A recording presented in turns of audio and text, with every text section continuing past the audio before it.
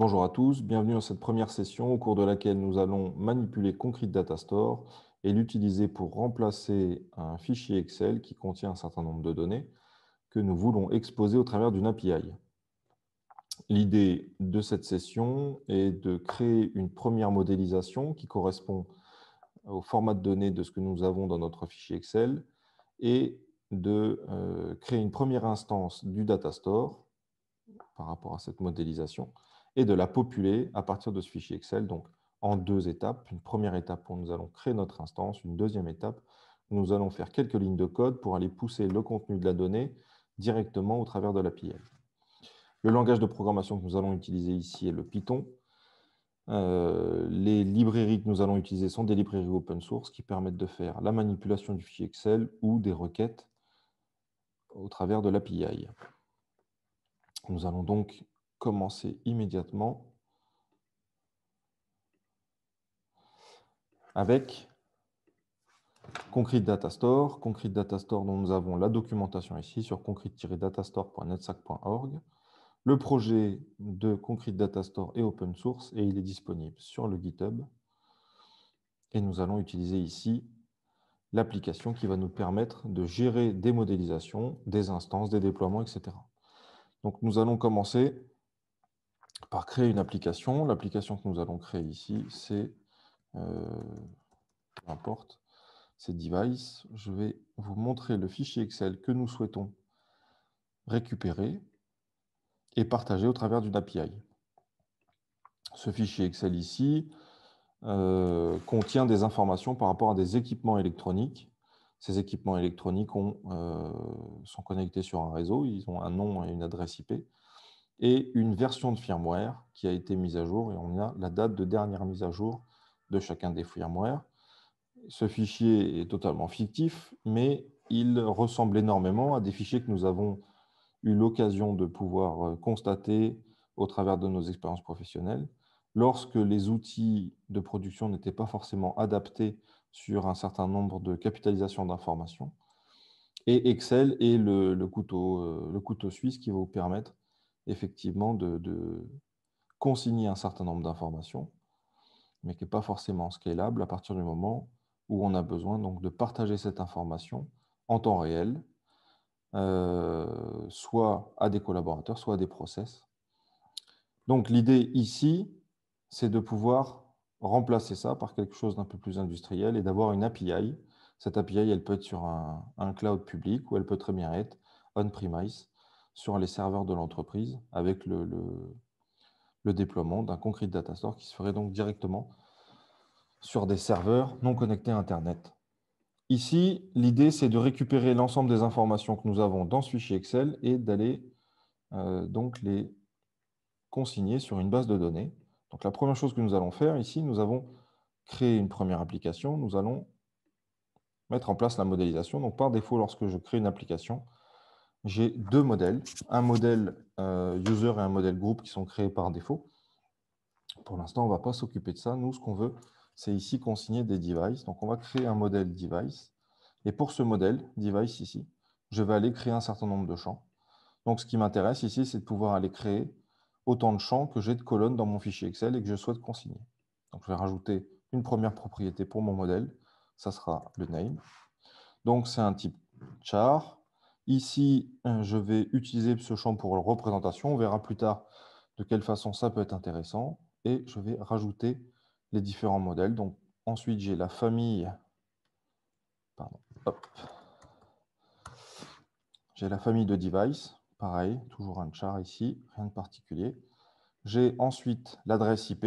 Donc ici, ce qui peut être intéressant, effectivement, c'est de laisser la base de données et l'API faire les vérifications pour moi, par exemple, d'unicité. Donc ici, je vais rajouter mon champ IP adresse. Je vais aller mettre un type IP qui va me permettre de valider les valeurs qui sont saisies dans ce champ. Et de plus, je voudrais que ce champ soit unique. Ici, j'ai la possibilité, pour un type de champ IP, de choisir le protocole. Donc ici, je suis sur des IP qui sont au format du protocole IPv4. Je conserve donc ce nouveau champ, famille, IP, adresse, family. Je retrouve ici, dans la modélisation, les différents champs que j'ai ajoutés. Il m'en reste 3, firmware version last upgrade version et commentaire. Donc ici, j'ai mon firmware version. Ici, c'est un texte libre. On va garder le type char. Voilà. On rajoute un last upgrade version. On va remplacer le last upgrade version par un last upgrade date. C'est un champ de type date ici. Et dernier champ qui va nous servir ici, c'est le commentaire. Donc on a bien notre commentaire. Et ici, on va mettre un type texte qui va nous permettre de mettre plus de caractères que dans un type char. On conserve les informations. Donc on a bien le name, le last upgrade date, on l'a vu ici, l'IP adresse, format IP, firmware version, char, family, char. Et le commentaire. Ici, ce qu'on va faire, c'est qu'on va laisser la possibilité dans les permissions de récupérer l'ensemble des instances de ce modèle de façon anonyme, c'est-à-dire qu'on veut que cette information soit publique. Imaginons demain qu'on veut donner accès directement à certains process sans passer par une authentication, ni par rapport à un jeu de permission. Donc à partir de ce moment-là, on va rendre la data publique. À partir du moment où mon data model a été mis en forme, j'ai bien ma version 1, je vais pouvoir aller créer une première instance. Donc, je vais l'appeler pré-production. L'idée ici, c'est que pour un data model donné, on va pouvoir avoir plusieurs instances qui existent, par exemple une production et une pré-production. Ces deux instances peuvent vivre avec des versions différentes du data model. Donc, au fur et à mesure des évolutions, la plus récente, par exemple, peut être mise à jour sur la pré-production, alors que la production reste sur une version stable, antérieure, jusqu'à ce qu'on ait validé un certain nombre d'informations.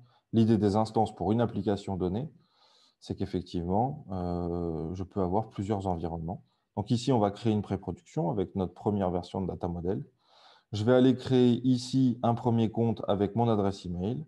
Et comme password, je vais mettre test, par exemple, étant donné que cette base ne va pas persister. C'est-à-dire qu'une fois que j'aurai terminé cette session, je vais la détruire. Donc, je vais créer mon instance. Et pendant que cette instance se déploie, donc là, je vais lui demander de déployer mon instance. Maintenant qu'elle a été créée, je la déploie. C'est-à-dire qu'elle va être disponible sur le cloud immédiatement que cette opération va être terminée. Pendant ce temps, je vais aller créer un dossier de travail. Voilà, ici, XLS tout concrete, pourquoi pas. Et je vais aller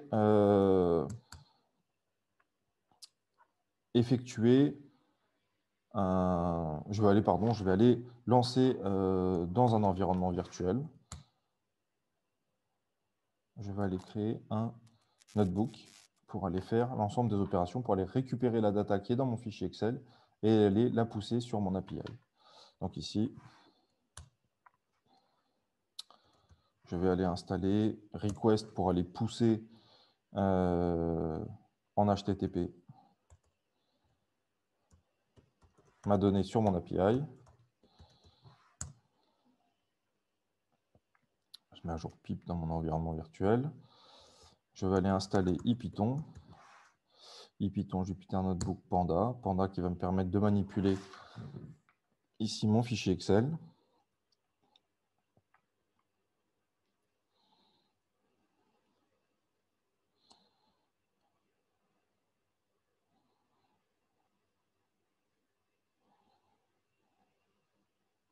Je vais attendre effectivement que l'installation soit terminée. Pendant ce temps, je vois que mon application n'a pas encore été déployée.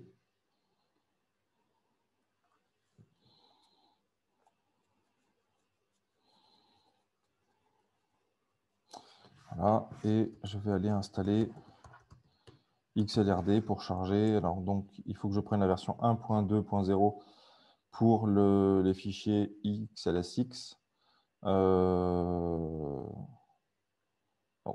Bon, c'est une version qui peut contenir des vulnérabilités, ce qui c'est pas forcément intéressant de continuer comme ça. L'idée, c'est de privilégier du coup OpenPyXL pour aller charger le fichier avec Panda. Dans un premier temps, on va faire comme ça. Je vais aller lancer. Alors, j'ai quelques difficultés avec les différents environnements. Voilà, donc effectivement, il ne trouve pas le bon, donc ce n'est pas grave. Voilà, je vais aller prendre celui de l'environnement virtuel. Je vais lancer mon Jupyter et je vais aller créer un nouveau shell Django, ici. Donc ici, je vais aller dans un premier temps, ce que je veux faire, c'est aller récupérer mon fichier, l'ensemble de la data qui est dans mon fichier Excel. Donc, pour ça que je vais utiliser Panda. Donc, from Panda, import Excel file. Voilà. Et je vais aller charger mon fichier. Donc ici, je vais aller charger tout simplement mon fichier. Et si je ne dis pas de bêtises, il doit être dans le dossier parent. Voilà. Sample concrete ici. Là, je vais prendre le chemin complet vers le fichier Excel. Donc, on a ouvert dans Excel précédemment. Hein, c'est celui-là. Et je vais aller le charger ici. Donc, ici, j'ai un future warning. Donc, ça, ce qu'on disait effectivement, c'est que la version de XLRD ici, elle n'est pas à jour. Donc, ça, ce n'est pas forcément intéressant. Et ça serait bien de passer avec OpenPyXL. Ça, effectivement, ce n'est pas forcément la meilleure façon de faire. On va aller charger notre sheet à l'intérieur de notre fichier Excel. Donc là, on va aller parser notre fichier, notre datasheet. Donc ici, on va aller récupérer le premier sheet name, voilà, à l'index 0, si je ne dis pas de bêtises. Voilà, et si on regarde, ici, on retrouve bien le tableau de la même façon qu'il a été présenté sur le fichier Excel. On va bien retrouver le tableau ici avec l'ensemble des colonnes qui nous intéressent. Donc, ce qui va nous intéresser ici, c'est de récupérer la data sous la forme d'un dictionnaire qu'on va pouvoir manipuler simplement. Donc, ici, si je regarde, j'ai les clés ici, et ensuite, pour chaque clé, donc chaque colonne, je vais retrouver un dictionnaire indexé par le numéro de la ligne et l'ensemble de mes lignes. Donc, moi, ça ne m'intéresse pas d'avoir sur ce format-là. Ce que je vais faire, c'est que je vais faire un comprehension list. Et donc, je vais mettre autant d'éléments dans cette liste que j'ai de, on va dire, de lignes dans mon tableau, d'enregistrements dans mon tableau.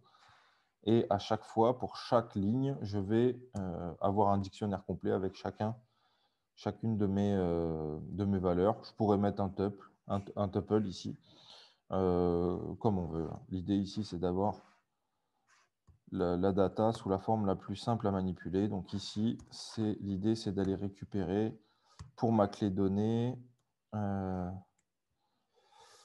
pour mon index donné. Donc là, je vais aller itérer sur l'ensemble de mes index et je vais récupérer ici for i in range de la taille de mes listes. Donc là, c'est len de mon élément. Et il faut que j'itère sur l'ensemble de mes clés. Donc for k in row. Voilà. Donc si je regarde à quoi ressemble ma data, je vais prendre le premier élément. Voilà. Donc je retrouve bien un dictionnaire qui correspond à mon premier enregistrement. Ici, donc c'est parfait. Récupérer la data, donc c'est fait. Maintenant, je vais aller préparer mes requests. On va aller regarder, effectivement, c'est déployé. On va aller invoquer de façon anonyme ici. Voilà, donc ici, sur l'API, pour mon modèle device, j'ai la possibilité d'aller avoir une réponse en JSON. Donc là, c'est une extension Chrome qui met en forme les résultats, mais si la data, je veux l'afficher de façon brute, c'est possible. Et ici, je vois que je n'ai aucun enregistrement dans ma table. Donc, effectivement, je viens de populer ma table. Je récupère mon point d'accès device qui a été créé par rapport à mon modèle.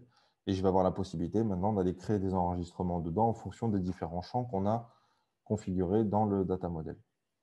Donc, je vais aller créer une session ici.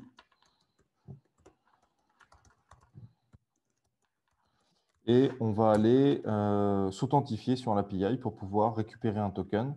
Et à partir de ce token, on va pouvoir créer créer des objets donc, directement sur l'API.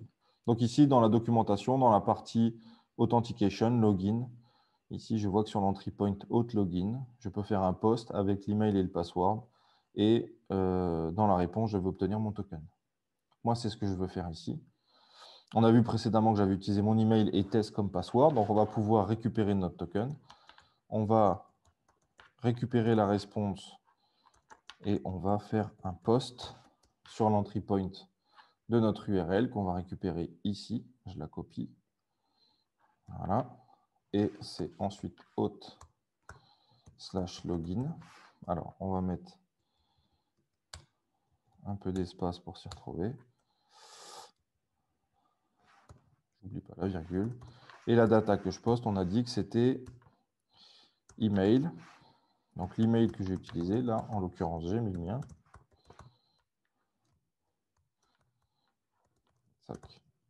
Comme. Et mon password, pardon, entre côtes. Et le password que j'ai utilisé ici, c'était test. Donc je m'authentifie, on va aller regarder le status code. Le status code, c'est 405. Alors 405 méthode not load. Pourquoi? J'ai fait un post, on va aller regarder. On va aller regarder ce qui se passe. J'ai une réponse. Méthode get not load alors que j'ai fait un post. Donc, ce qui s'est passé, je sais ce qui s'est passé, c'est que en fait, j'ai subi une redirection. Normalement, je dois avoir history. Donc, j'ai bien dans l'idée eu une redirection parce que j'avais oublié le slash ici. On va recommencer. On a bien une 200.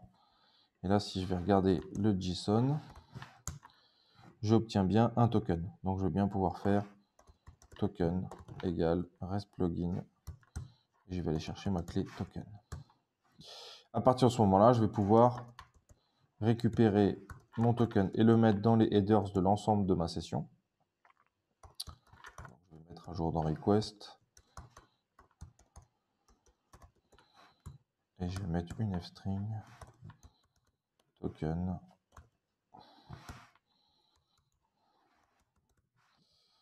Voilà. Donc là, j'ai mis à jour ma session. Et à partir de ce moment-là, je vais pouvoir créer autant de fois que j'ai d'enregistrement dans mon fichier Excel. Je vais pouvoir aller poster ça sur Concrete. Donc ici, ce que je vais faire, c'est que je vais itérer for item, on va mettre device, c'était des devices, in data. Donc pour chaque fois, je vais aller récupérer la response égale session.post. Alors, j'oublie pas le trailing slash cette fois pour éviter d'avoir une redirection. Et alors, c'est sur cette entrée. On va faire un retour à la ligne. Et je vais aller poster ma data. Et ma data, donc, elle doit correspondre avec les champs que j'ai créés préalablement. Donc ici, on avait une clé name. Donc là, ça va être device crochet name. Hop.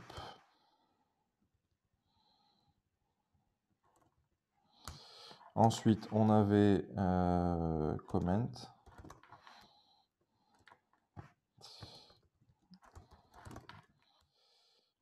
On avait last upgrade date.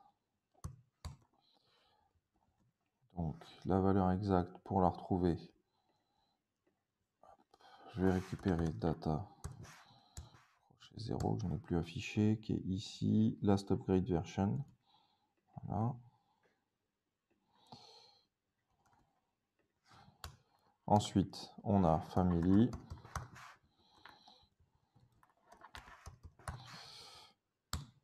Et on a IP adresse.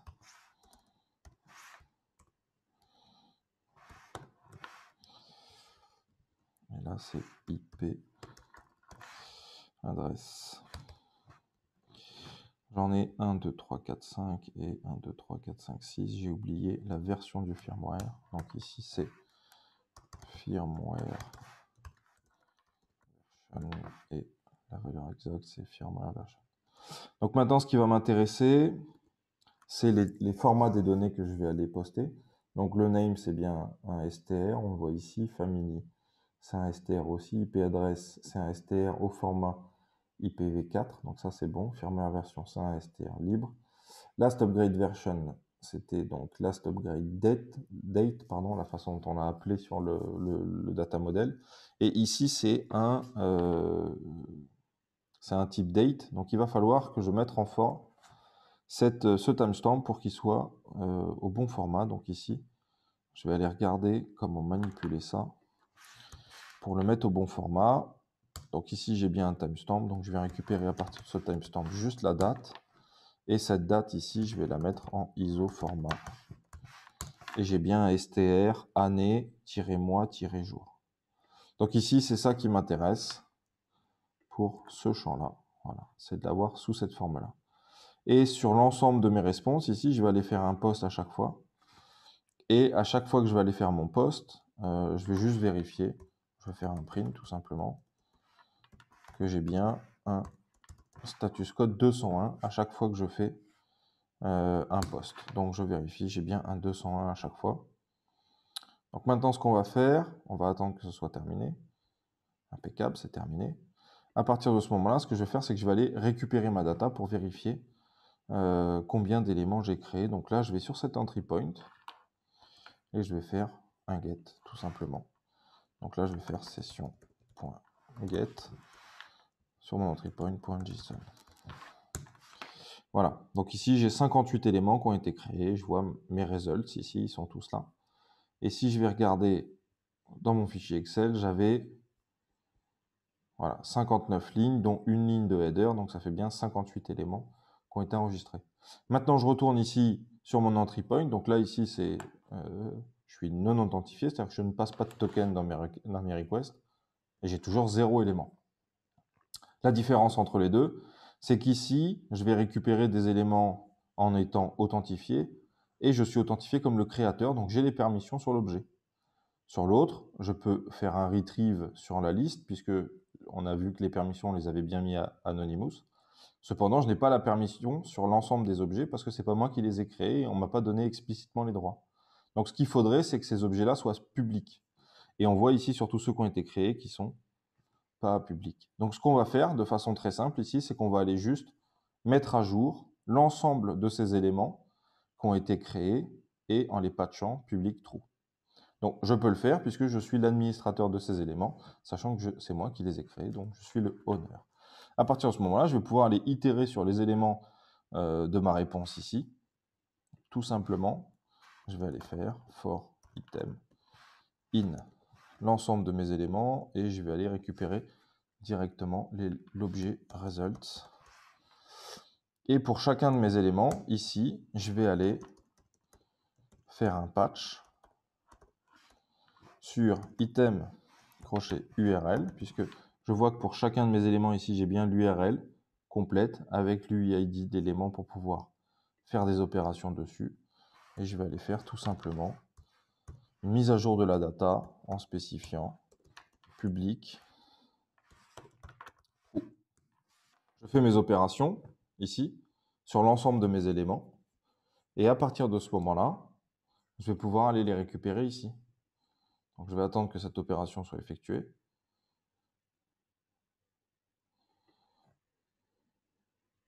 Voilà. Et je vais pouvoir aller récupérer ma data ici. Donc c'est relativement lent ici parce que je suis sur une instance déployée de test. Sur une version, les premières versions qui étaient en démo gratuite, qui sont sur un tout petit serveur. Mais effectivement, à partir du moment où je passe sur une version déployée, que je déploie moi-même ou que je prends sur une formule payante, je vais avoir des performances qui sont quand même nettement plus significatives. Et là, je vais retrouver donc mes 58 éléments de façon anonyme. Donc là, je retrouve bien tous mes éléments. Donc si je vais retrouver le dernier élément, j'imagine, relais 20, ici, avec mon IP 192.331, je vais bien sur le dernier élément, relais 20, 192.168.331, et voilà, je suis bien du type relais, etc. Donc là, les informations ont bien été mises sur la base de données. Ces informations-là sont disponibles directement pour n'importe quel utilisateur qui soit authentifié ou non, puisque maintenant, cette donnée, elle est publique. Par contre, je ne peux pas aller la modifier si je ne suis pas le créateur de la data. Là, on peut le voir très simplement, hein, si jamais je veux aller faire une nouvelle opération ici, je vais aller créer une nouvelle session.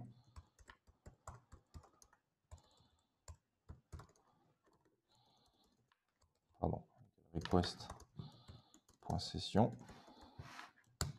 Ici, je vais pouvoir aller faire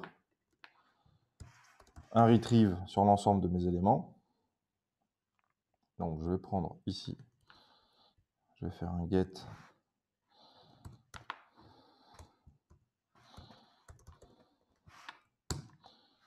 Voilà, j'ai bien l'entièreté de mes éléments. Je vais aller récupérer une URL pour pouvoir aller faire un patch dessus. Donc là, pour aller récupérer une URL, je vais faire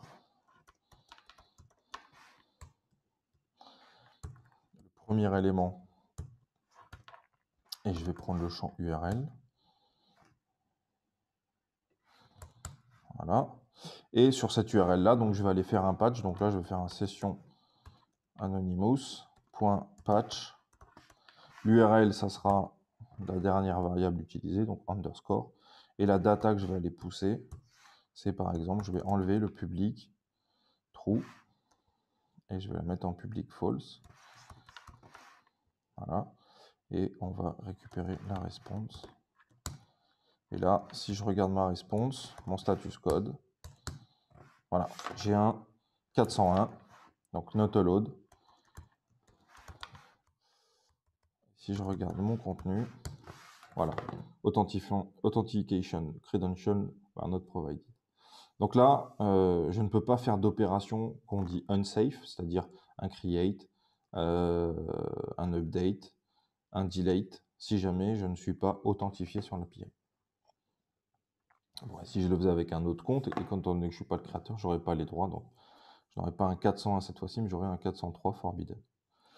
Donc l'idée de cette session, c'était donc de pouvoir créer facilement une modélisation, déployer une instance de Concrete Data Store et saisir de la donnée à l'intérieur. Donc là, ça a duré à peu près 30 minutes cette session et ça a été relativement simple. Il n'y avait pas d'opération complexe à réaliser. Un peu de manipulation en Python avec des choses de base, donc l'utilisation de Panda pour pouvoir aller facilement manipuler les datas qui sont contenues dans le fichier Excel et la librairie request pour aller faire un certain nombre d'opérations sur l'API. L'idée ici, donc, c'était de simplement remplacer un fichier Excel qui contient de la donnée importante par une API qui contient exactement les mêmes champs, mais qui va permettre d'avoir des accès concurrentiels, de pouvoir avoir un jeu de permissions dessus, de pouvoir effectivement gérer un certain nombre d'éléments. Donc, on verra ensuite dans une prochaine session comment faire des filtres, comment faire du search, comment faire un certain nombre de choses sur ces éléments-là pour aller les mettre à jour. Donc, par exemple, on pourra regarder effectivement tous les devices qui ont des versions qui ne correspondent pas à la dernière version.